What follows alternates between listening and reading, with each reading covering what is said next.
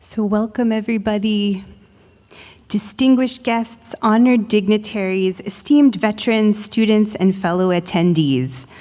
We gather here today at Ohio State University to welcome Gurudev Sri Sri Ravi Shankar to this International Affairs Scholars event on dialogue with Dr. Aaron Yarmel, an expert in civil discourse.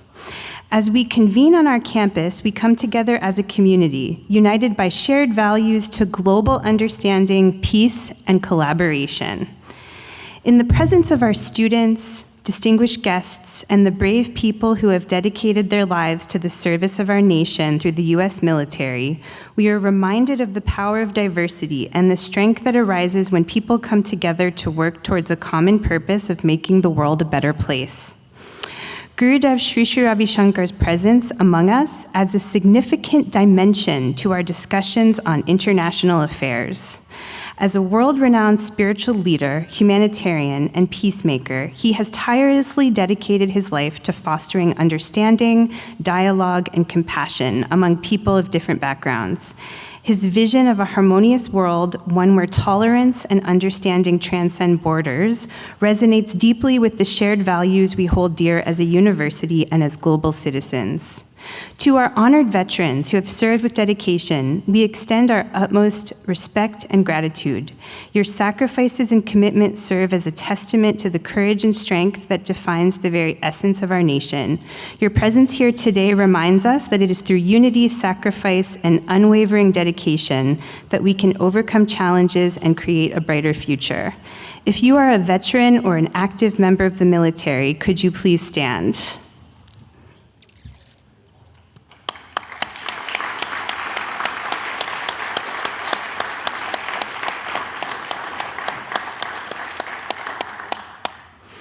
As we embark on a journey of insights and meaningful conversations, let us remember that our differences are an opportunity to learn and grow, and our common aspirations are the foundation upon which we can build a more just and equitable world.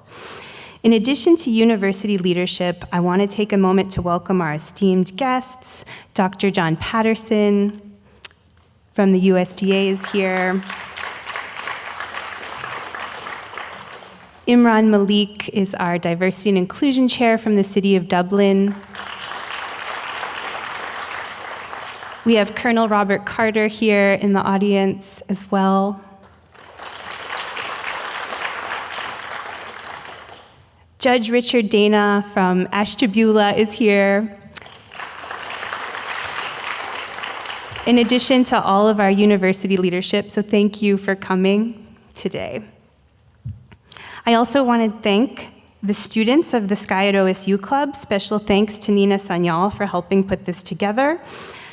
And also I want to thank the International Affairs Scholars for their passion for diversity and dialogue. They were a part of the inspiration for how this whole event happened. So thank you to them as well.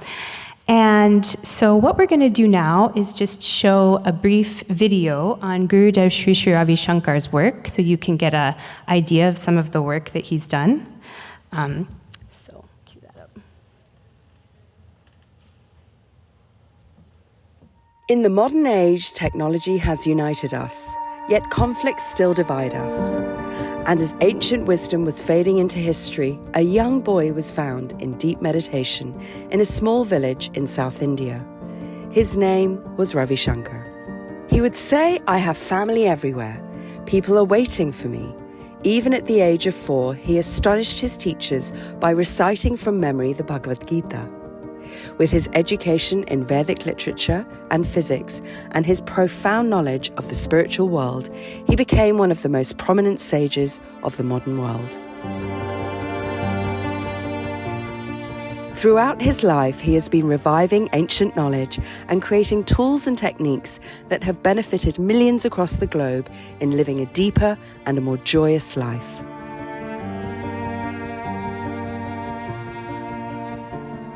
In 1981, Gurudev founded The Art of Living.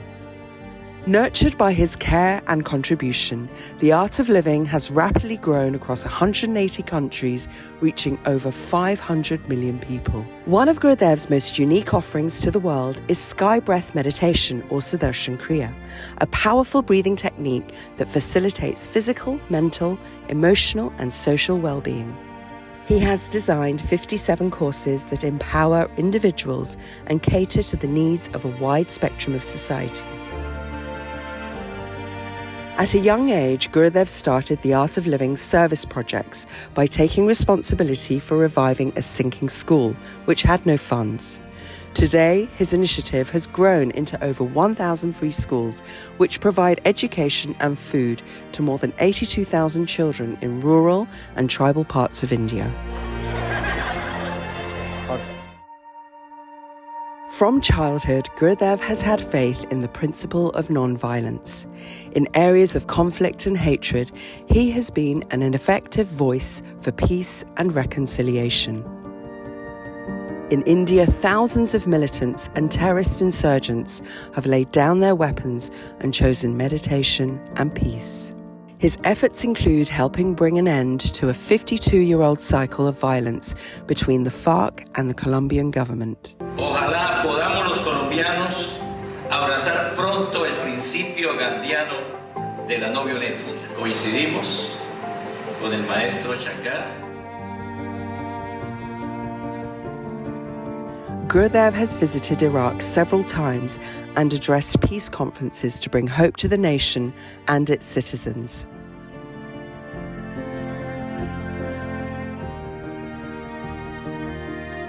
He has hosted a series of trust-enhancing interventions in Jammu and Kashmir, providing opportunities for all the stakeholders to voice their opinions in an effort to restore peace in the valley. We had been taught to operate guns, arms and train other youths. But now, after doing the Art of Living course and meeting Sri Sri, we realized we had chosen the wrong path. We now want to spread love and non-violence in Kashmir. Gurudev's programs have impacted people involved in armed conflicts around the world, making him a global ambassador of peace. We gather today in this wonderful occasion of tolerance, blessed by our Master of Love.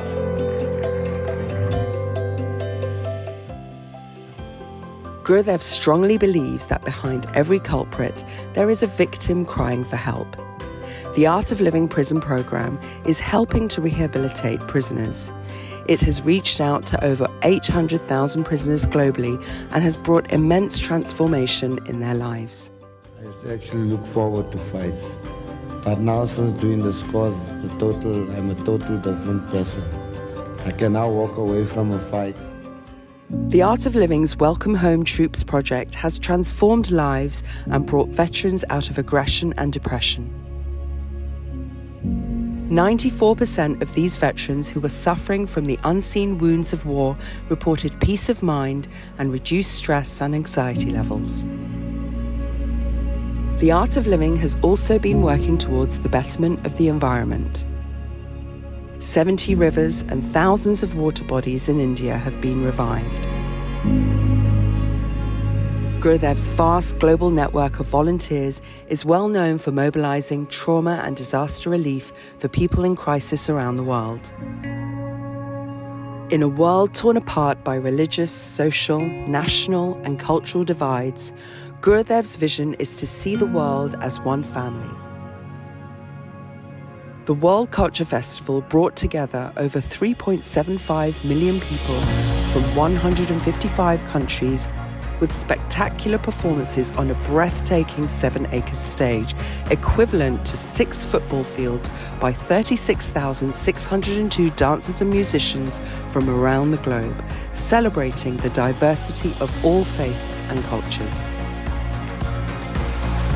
And organizing a meeting no politician on earth could ever dream of. The Art of Living Foundation. For 25 years, it worked on programs promoting peace, combating violence and drug addiction, empowering our youth. It has an incredible following that cuts through all religions, cultures, and backgrounds. A very, very difficult thing to do. today's world. His vision for the world is to see a smile on every face and create a stress-free and violence-free society. The voice of peace, the voice of truth should be heard loud and clear.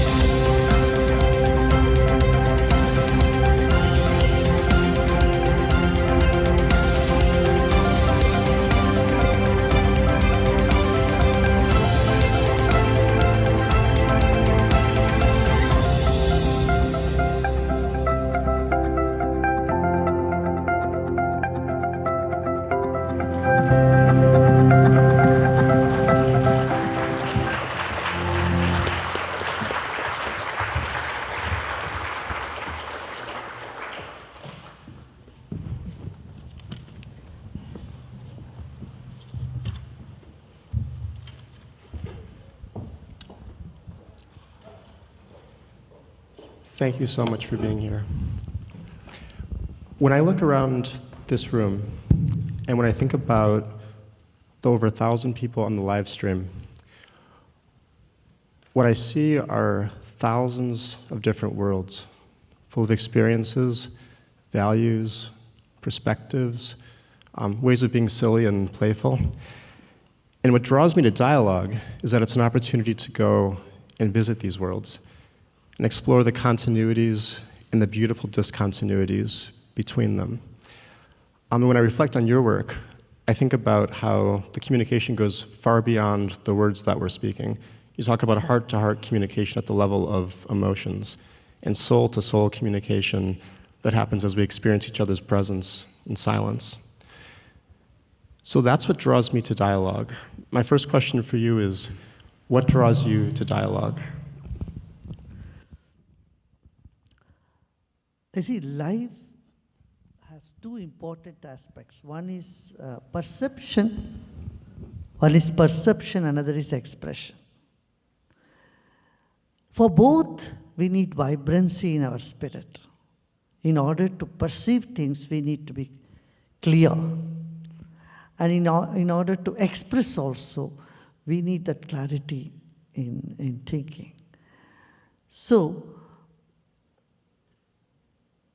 it's very common that we do express beyond the words, because we express through our vibrations. We convey more through our vibrations than through our words.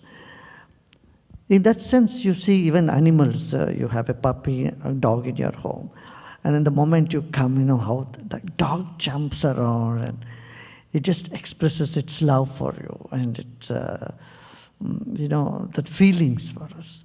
So as human beings, we are not just only in ideas and thoughts, but we are basically emotional beings. And so communication, I feel, is a normal process of, being in the social environment. I see. Thank you. Just to follow up on that a little bit, when you think about the vibrancy of communication, do you have any practical suggestions for how we can better explore that vibrancy and better be with each other and communicate on that level so that we don't just get stuck in clarifying the cognitive concepts that we do with our words? First of all, when you feel a lot of distance between the person whom you want to communicate, you feel you are somewhere up, or you feel the other person feels that I'm very somewhere down, or you feel you are somewhere down, forget about communication, it doesn't happen. First of all, we had to see we are all one. We have a level playing ground. We are on the same page. We all speak the same language. We are just basically human beings. This is the first thing that can bring us the vibrancy, number two, I would say prejudice should be done with. If you have any type of prejudice in your mind, either gender prejudice, racial prejudice, or religious prejudice, name number of prejudice, even generation prejudice, then also communication cannot be vibrant. It cannot happen. You see, you speak from somewhere and they get it from somewhere. The third thing is stress. If you are stressed, forget about communication. We can't be able to convey what we want to convey. Thank you. And what do you think? Do you agree with me? Yeah. Thank you for that. One of the things that you said a little bit earlier was that when you come home and the dog is really excited to see you, you can feel that kind of love. And I want to build off of that with a question about a topic that I think both of us care very deeply about, which is the topic of animal rights. I've been a vegan for 12 years, and I'm very much inspired by the things that you've said in your works and in your talks about the necessity of animal rights. And there's a puzzle that comes up, because if I want to have a discussion with another person who has a perspective very different from mine, I can just do this work of trying to fight against my prejudices, and I can do my breath work and try to fight against my stress, and then I can listen to them. But with non-human animals, I also want their perspective in the dialogue. It's important that they're able to participate, because when somebody's not able to participate, we don't get to learn from their perspective, and also they don't get the chance to make the case that what's happening to them is unjust. And so my question for you is, what are some ways that we can include non-human animals in the dialogue about animal rights? You know, 42 years back when I started this movement, I've been traveling around the world and I've been talking about saving environment and, be judicious in using electricity or refrigerators and healthy food. People thought I am somewhere from some other planet, some alien. They were... And even meditation, yoga was never a mainstream narrative those days or topic those days. If you say, do some breathing, and say, it must be someone out there. See, it's not normal thing to. But fortunately today, there is one environmental ministry in every government, which never existed 40 years back. And there is a lot more awareness about, vegan food today. I'm talking about, I'm talking when in the 70s and 80s, there were hardly any health food stores. In California, there used to be some. There were some, but today you find them everywhere, right? So there is a lot more awareness today about animal rights and protecting the environment and all that. On one side, yes, there is a big spike in awareness about this. On the other side, what bothers me is the increased violence in our society. 2.8 mass shootings per day in this country, something I cannot digest. In fact, that made me just travel around the country and tell, hey, come on, we need to do something to stop the violence. And I know the root cause is mental health issues, especially post-COVID. There is either aggression or depression in the minds of people. So the way to get out of it is not just popping up more tablets and medicines in your mouth, but rather look into the breathing and do some exercises which can help you to get over those, unwanted, unpleasant state of mind. Thank you. I really appreciate that. You want some water? Oh, do you want this? So I want to follow up on just one thing. So you mentioned lots of ways that we're seeing progress. We're seeing lots of ways that there's awareness about environmental issues. There's lots of health stores. But then at the same time, we're seeing lots of violence. We're seeing many mass shootings. We're seeing, I would imagine, mass incarceration would be another aspect of that. And you've done beautiful work with prisons. But I want to follow up just one thing to make sure that I'm understanding. Do you think that there's a need to try to let the animals speak for themselves more in dialogue? Or do you think that, Unfortunately, animals can't speak our language. We have to be sensitive. See, in order to care for the environment or care for anyone else, even human beings, what you need is sensitivity and sensibility. Sensitivity in our heart and sensibility in our head. It's a combination of these two things that works. So if you are sensitive to animals, and you won't harm them. They don't harm you unless you poach them or you violate their space. We have seen today, thanks to the social media and YouTubes, you can see a number of such instances how a monkey was helped by a whale, and our cats help our dogs. And usually we say you fight like cats and dogs, but that's not the case. Today, dogs and cats, they stay next to each other. So I feel that an environment of positivity can create that type of atmosphere we envision for a safe and secure world. Having said that, I would say this current situation in our human society of aggression and depression has a deep impact on the environment also. Because someone who is so stressed doesn't care how he or she lives. They don't even care about their body. Many times they commit suicide. That's a violence on oneself. On the other hand, they will not be even able to be sensitive to environment, or even you tell them something that's sensible, it doesn't go in, right? The communication is simply not there. So I feel first and foremost to re-establish communication is to take some time and relax. Yeah, I love that. Thank you. I'd like to follow up about how we can engage in communication when conflicts arise. And so I've seen a couple of errors that I've made in my own life and that I've helped groups think about when it comes to conflict.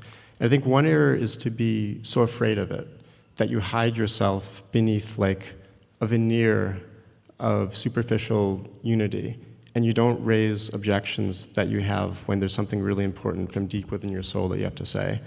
Another mistake is to be so prone to conflict that the second you see anything to criticize about a person or an organization or a religion or a movement, you just go and try to burn the whole thing down.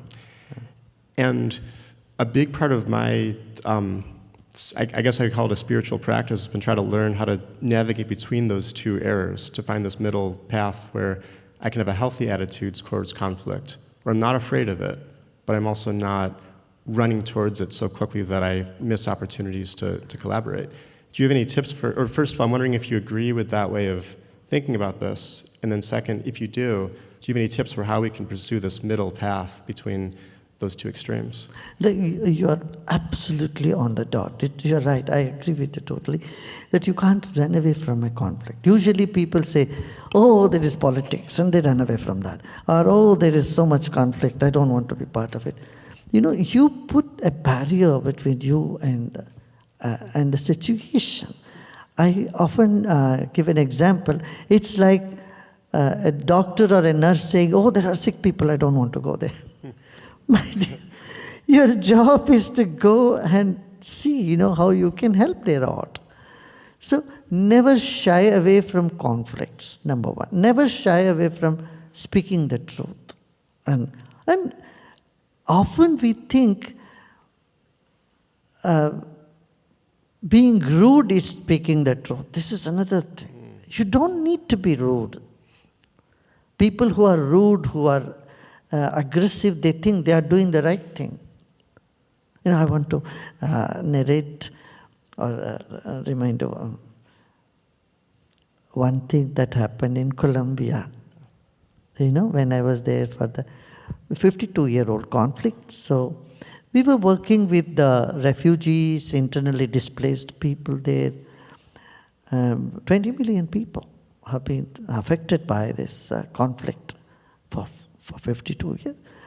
So we have been working with them, and so the government of Colombia gave us their highest award. I went to receive it on behalf of all the volunteers and representatives. Then, usually on these big award ceremonies, you have a 5 minutes handshake with the president.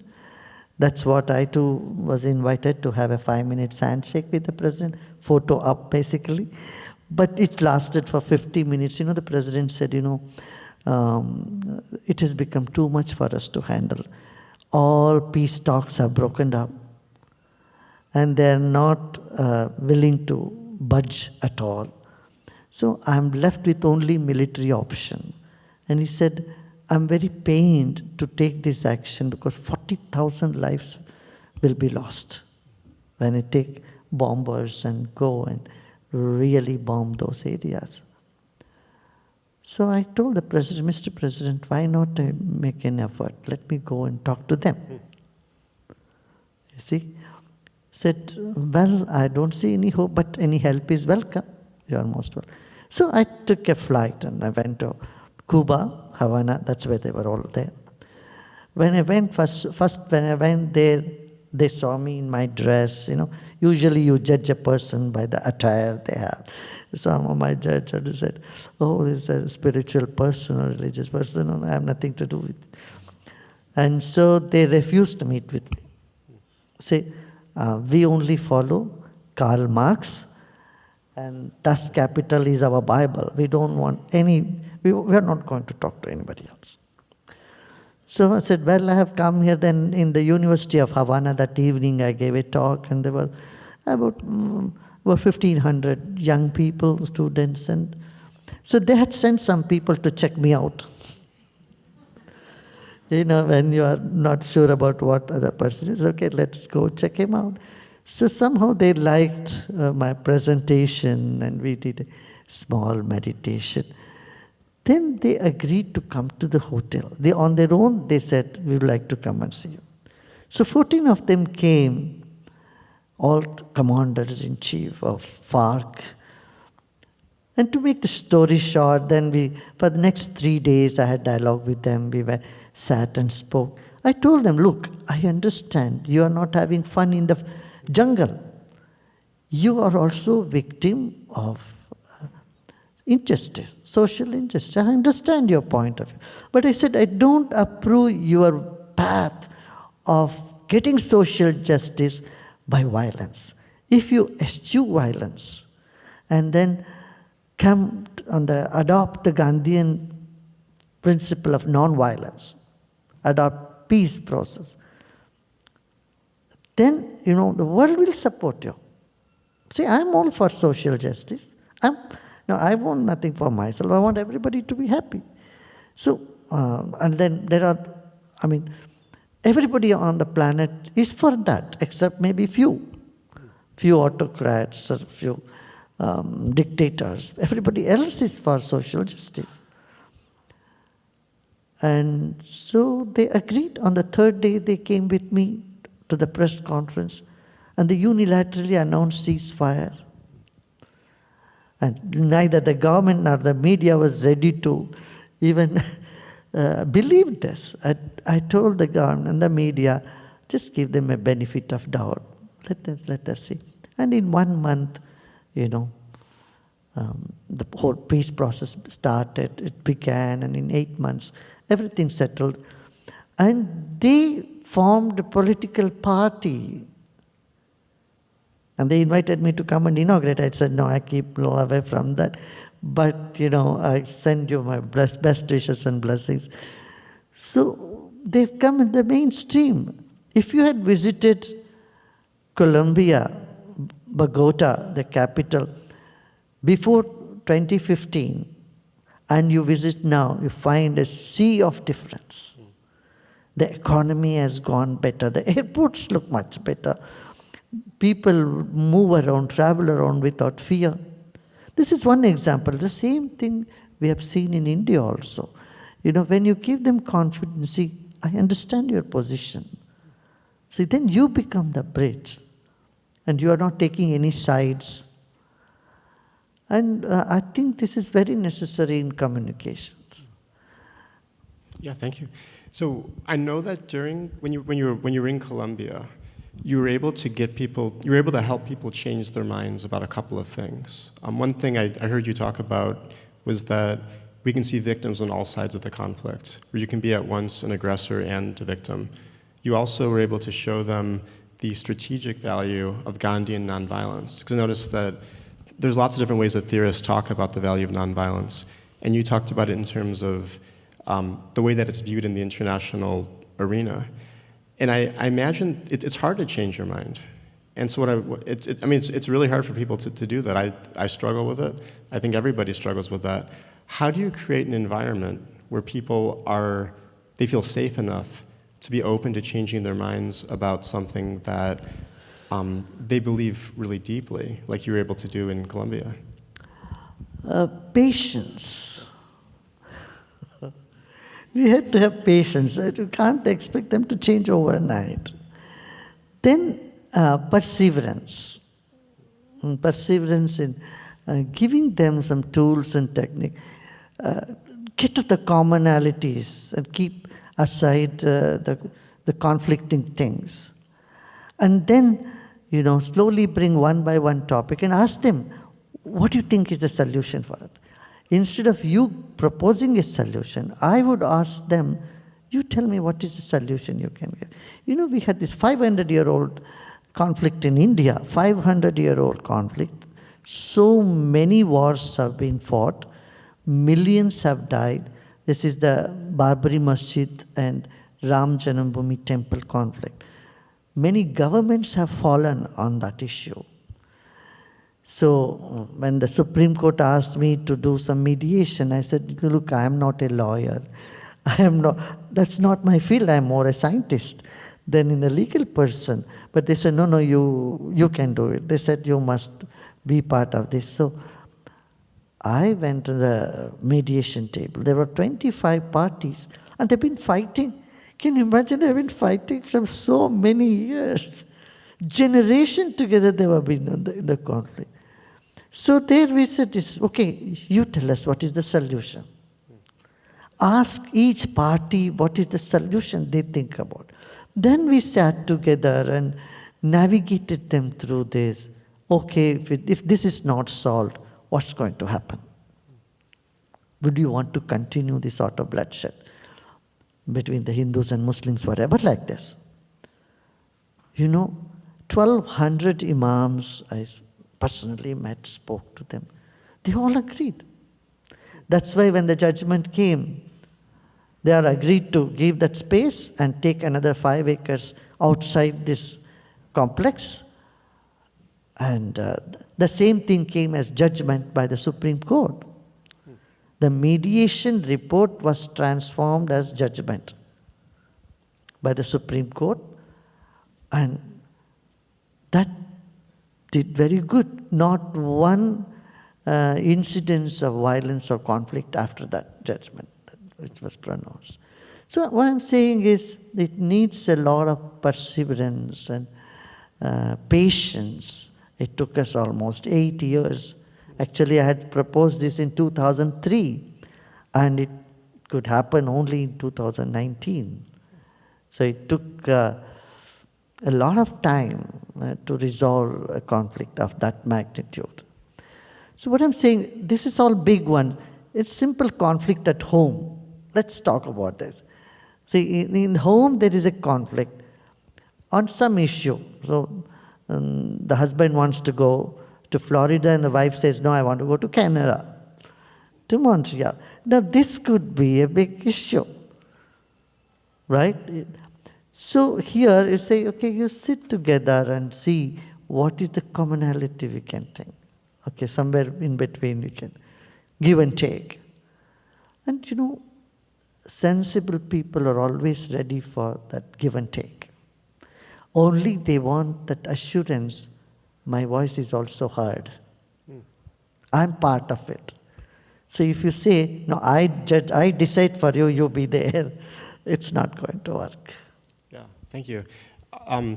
There's a picture emerging in my mind from what you're saying where you can, as you said, you can be this bridge, and this bridge that navigates between being afraid of conflict and rushing too quickly into it. And with perseverance and with patience, you can be the sort of bridge that is safe enough for people to eventually change their minds as long as they know that their voices are being heard. I found that one thing that's been very useful there's basically two kinds of conflicts I engage in. There's ones where I start by telling people, like asking people what their perspective is and repeating it back to them until they know that I've really heard them. And then there's conflicts that don't go very well. Those are like the two types. And I think that is kind of reflected in what you're saying. So I thank you for that.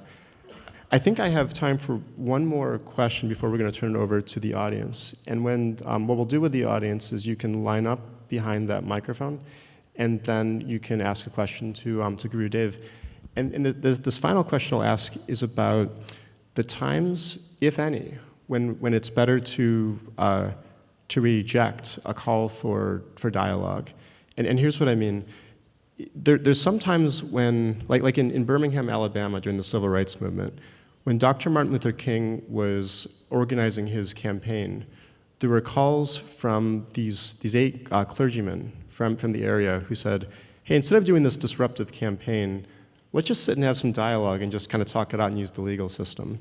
And what King knew was that those calls weren't really genuine, because any dialogue with such huge disparities in power were not going to be ones where the voices of the people suffering from segregation, the black people in Alabama, would have been heard. There's also situations where you might, I've known people who have been in relationships with very manipulative partners, and where those calls for dialogue are just really calls for manipulation. And then there's other times when you might be asked to engage in dialogue with somebody who's committed very heinous acts or who's spreading disinformation. And when you do that, you're giving them a platform. And so my question for you is, are there ever times when we ought to reject an invitation to dialogue? And if so, how should we make that decision?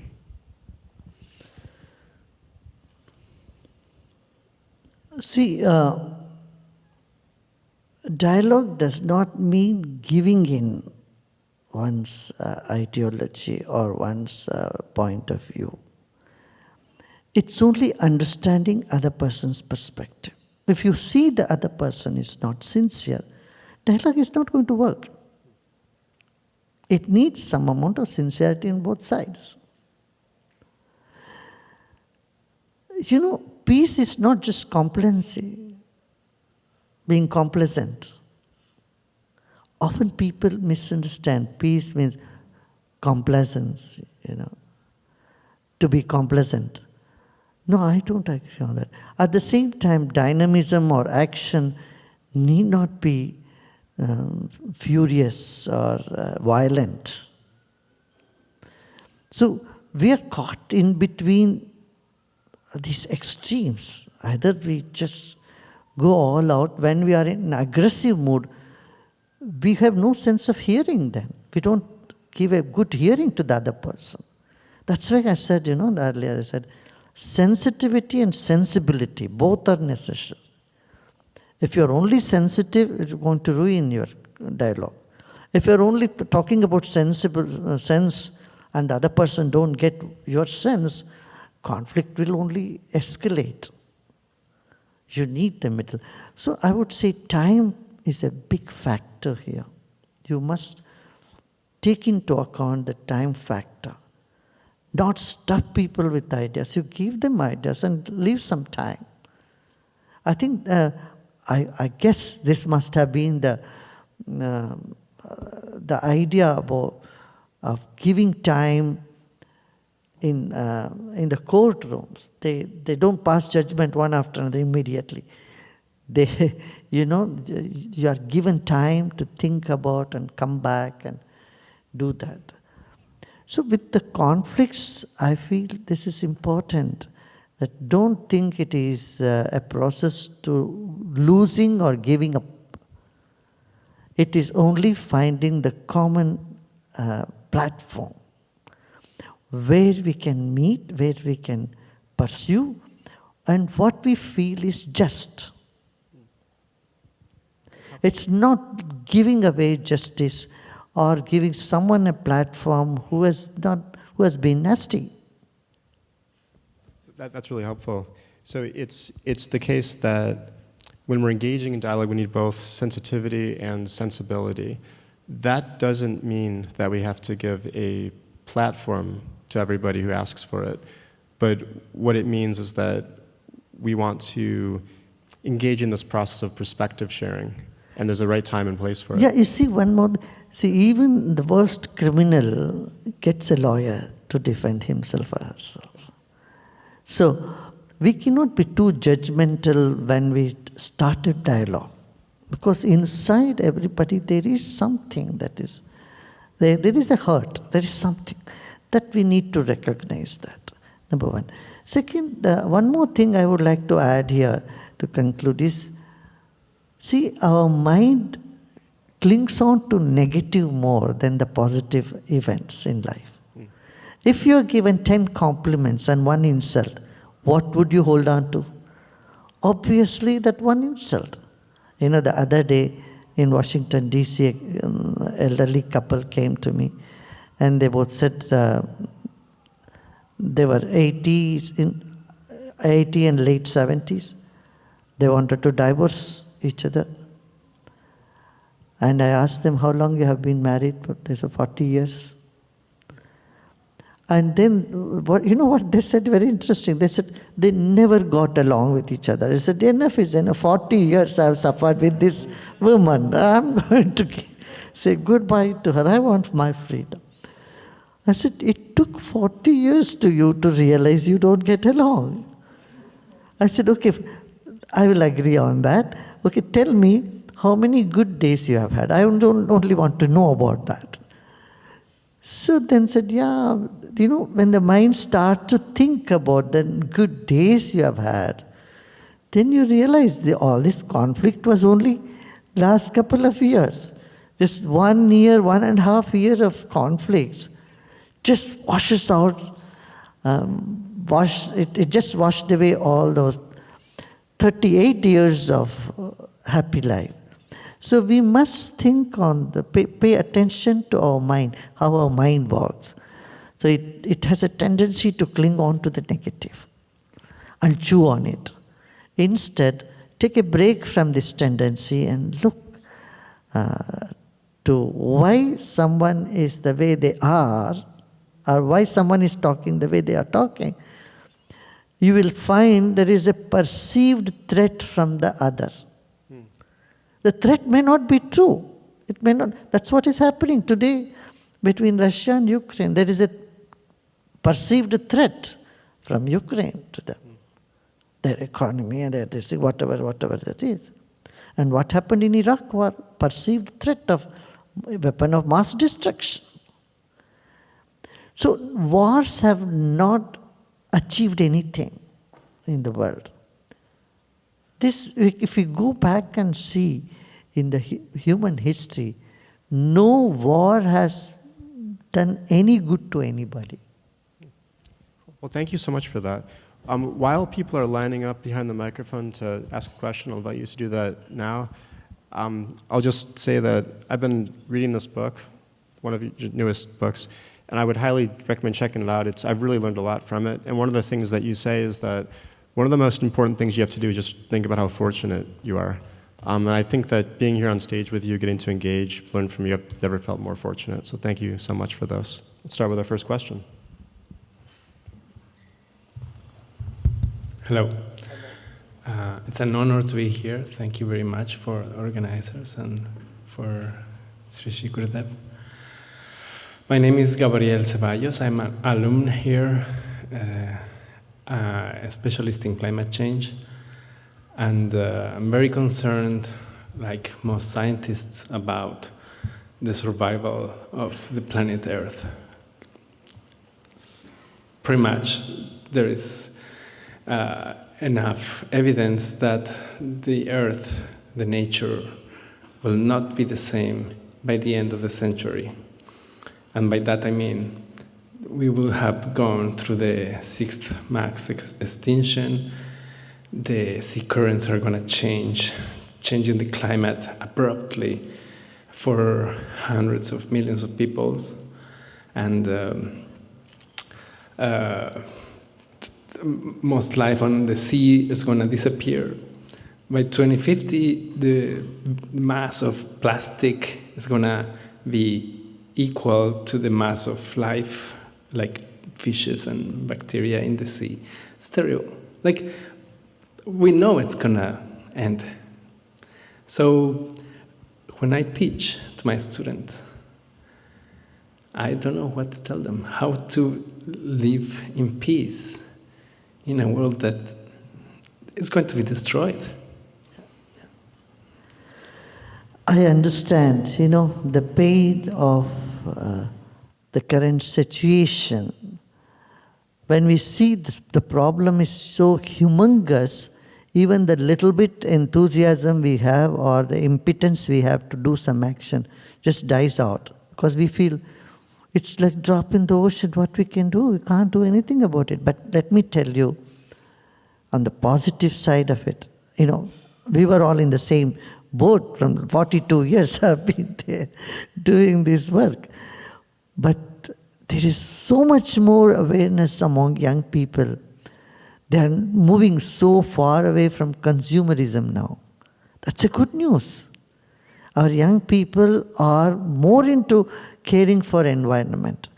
There is so many vegan restaurants today. People are moving away from eco-unfriendly food, correct? So, we are moving in the right direction. We only need to enhance this awareness more. With this, then you have the energy, courage to continue. Otherwise, we feel, oh my God, it's no use me struggling alone on this.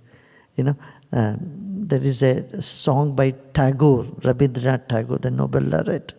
He says, "Ekla chalore," means I'll walk by myself. I'll walk alone. Even if nobody comes, I'll go and I'll walk my path. So I think that spirit is needed. Yeah. And congratulations for you for what you are doing. Yeah. Continue doing. You are not alone. We're all with you.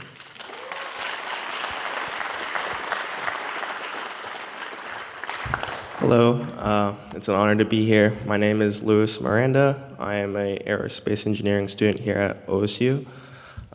My question here pertains to my personal life with my friends and colleagues, but I always find a difficulty in discussions. I like to call it discussions instead of arguments. With essentially, it comes down to logic versus emotion, and I've come to a few times where they've basically told me to stop using logic to win the discussion, and then my only solution is just simply to be like, okay, well, this issue is not prevalent as of right now, but it will be down the road. So then, the good old phrase, "We'll cross that bridge when we get there," is my solution. But in the actuality, say you don't want to spend 40 years to come to a conclusion that you could have done in probably much less time. But yes. So that's a statement, right? Are any questions you have? Oh, sorry. I was asking for advice. I'm sorry. Some advice about that? Yes, sorry. Yeah, you see, you can't just go only emotionally or only intellectually. You have to strike a balance somewhere in between. You see, when there is an emotional connect, even your ideas will be taken up well.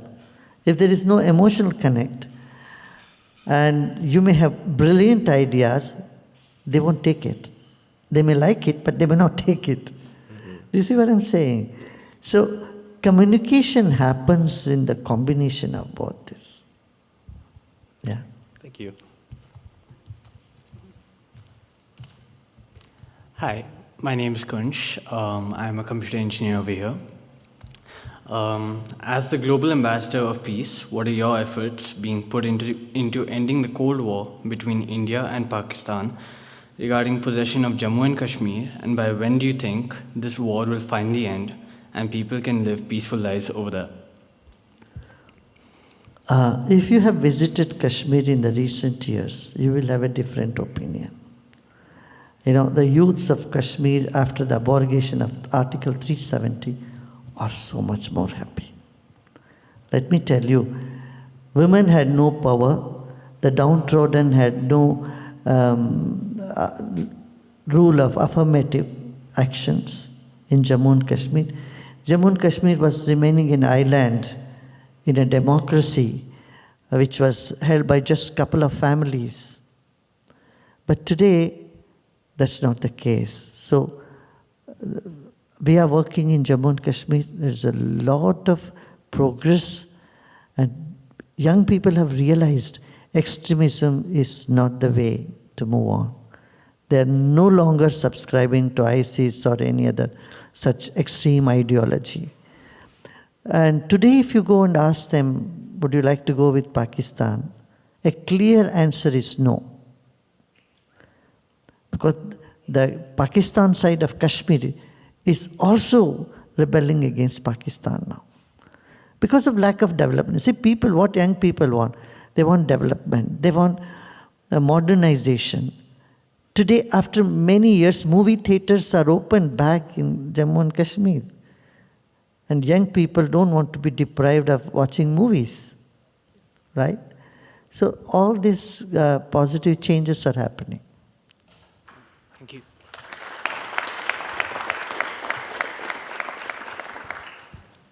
First of all, sir, thank you for coming. My name is Walter Walgura. As you said when you were speaking to us, all stress and conflict arises out of some idea that you or a group you're in is under threat. How do you stay sensible if you feel like you are under threat or a group you're a part of is going to be harmed or in any way injustice committed against? Yes. You know, this does not mean drop your defense system. You should be prepared. You should have your defense. But at the same time, don't see from the same glasses everybody around. You know, there are people with whom we have to be careful. There are people who are stressed. I would see those people who are harming others as sick people, not mentally okay. With sick people, you don't get angry. You only find ways how to, help them out. Yeah.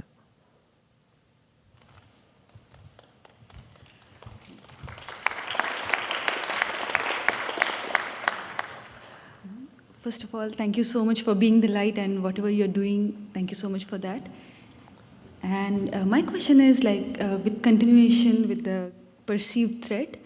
So if you're observing that someone you're communicating to is perceiving some threat, so how do you communicate that it's okay to continue the dialogue and there is no threat? So how do you communicate that? If you can do directly yourself, it's good. But if you feel that that is not going to work, then you find a mediator. Find someone whom they also trust. The other party also trusts. And through them, that's where the mediators can play a very big role.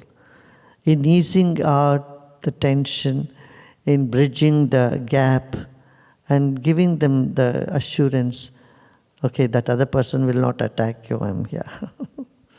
I take guarantee for that. That sort of mediation is essential. Mediator's role is very important. I have a follow-up question with that. So, if there is a person who doesn't trust anyone easily, so how do we imbibe the trust in that person? How do we tell that person that it's okay to trust people and it's a beautiful thing to trust people? So how do we communicate that part? That book, this Notes for the Journey Within, it has many tips on dealing with all these situations. You may just pick up and look at it. Yeah, thank you. Two more. Hi, Guru. Hi. I have something what you call eye bleach. And when I say that, I mean this. I use videos or stories to remind myself about the love in the world and to push off the negative. And you being a world traveler, I'm sure that you've heard all sorts of stories. Do you have a story of love for us so we can use as our eye bleach about a love that you were so overwhelmed with?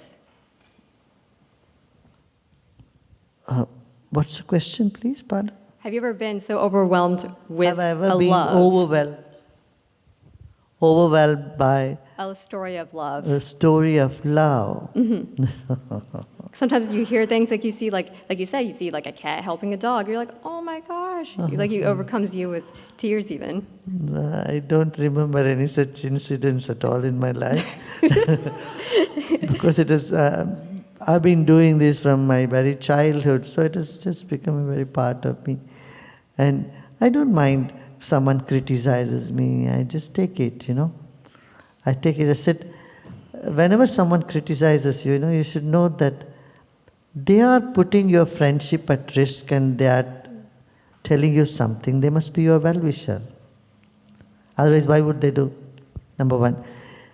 Or the other situation, other position is, they are so jealous, they are not comfortable, they are stressed, so they are making comments which are not true. So when you see the whole situation like that, nothing matters to you, see? You don't get overwhelmed or upset either by praise or by insults. Oh, I should clarify. I mean, sometimes stories move me so much that I feel overwhelmed about the love that's shared. Do you have any kind of those love stories? Oh, that type of love stories I see every day. Every day there are so many incidences that happen all over the world. And today was a big incident in India where the Chandrayaan-3 landed on the moon, and I was even all the way from the airport here, I was on the phone and talking to people. I was so moved. The entire India country is rejoicing that moment, the success of the scientists. And they were all praying yesterday for the safe landing of the spaceship on moon. So there are many instances of emotionally charged moments in life. Yeah. Thank you.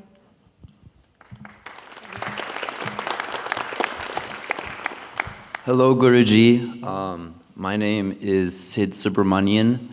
I actually have met you like years and years back. My parents have followed you for a long time. And I've always resonated with your teachings and what you have to say. And so right now I'm a junior at Ohio State. I founded the meditation community, a club. I wanted to start to just spread meditation and those ideas. But I feel like there are lots of people that have these blockages in their minds. And I want to spread these ideas to so many more people. So what would you say the best way to spread this and remove those blockages without insulting or feeling like you're forcing it onto them? Yeah. Now keep your passion, keep your vision. Don't give that up. You want to bring happiness to people, want peace to people. Keep that up. But then you don't have to hurry or force anybody anything. Gentle persuasion is good enough, and no need to impose anything on anybody. And not to be shy about it.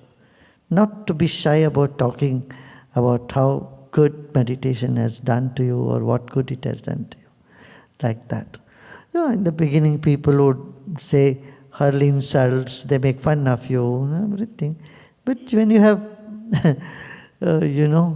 humor in your life, you can overcome all that. 40 years back when I was touring here in USA, people would tell me, oh, what you're teaching is so good, but if you put on a jeans and a t-shirt, maybe they will accept you more and have short hairs.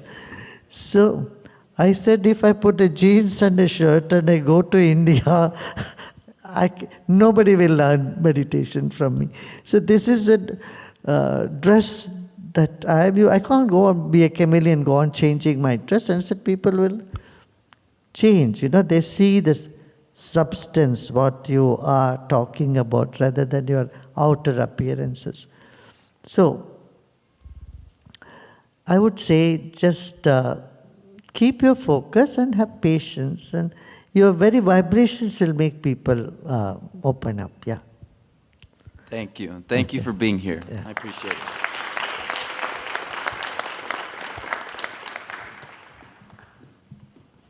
Namaskar, Gurudev. आप कैसे हैं?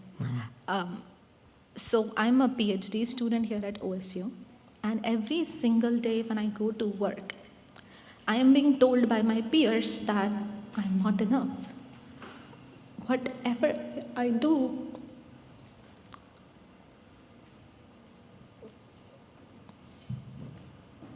It's okay, it's okay. You can.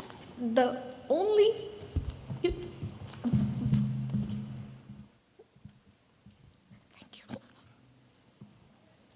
So one day, I told my peers that they asked me, what can we do to help you? I said, can you speak positively with me? Any motivated words would help me. But then, there is a lot of academic politics. There are leaders at position who want to help me. But their help is that I should quit research and join some other research group. My question is, when I know that I'm a hardworking student, when I know that I'm not wrong, that I'm very passionate about research, how do I keep myself motivating every single day? Yeah. The motive, have you heard this Sanskrit word that says Satyameva Jayate, the truth will always triumph? Keep this in mind. For momentarily, though you may feel someone else is taking advantage of your work or you're losing, but believe that, right? You have put your 100% effort, and that's it. That should free you. And don't worry about what others say and what others do. Again here, breathing, meditation will all help you. It will bring the inner strength from within you to withstand any of those sort of things outside. Yeah? Okay?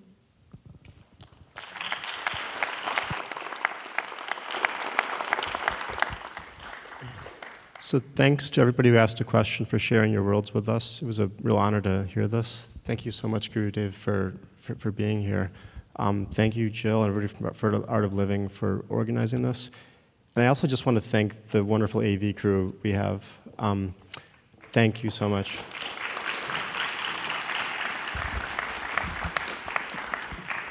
On behalf of International Affairs Scholars Program, I just want to present you with a hoodie.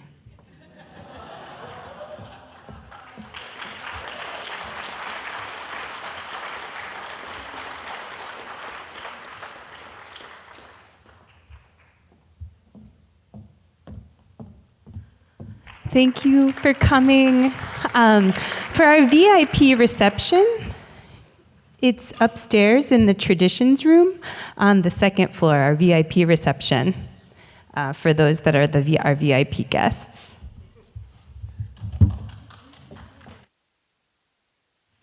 Actually, yeah, I think we're just going to do it here. So for our VIP guests, if you just want to hang back. Sounds good. Yeah, thanks, Gurudev.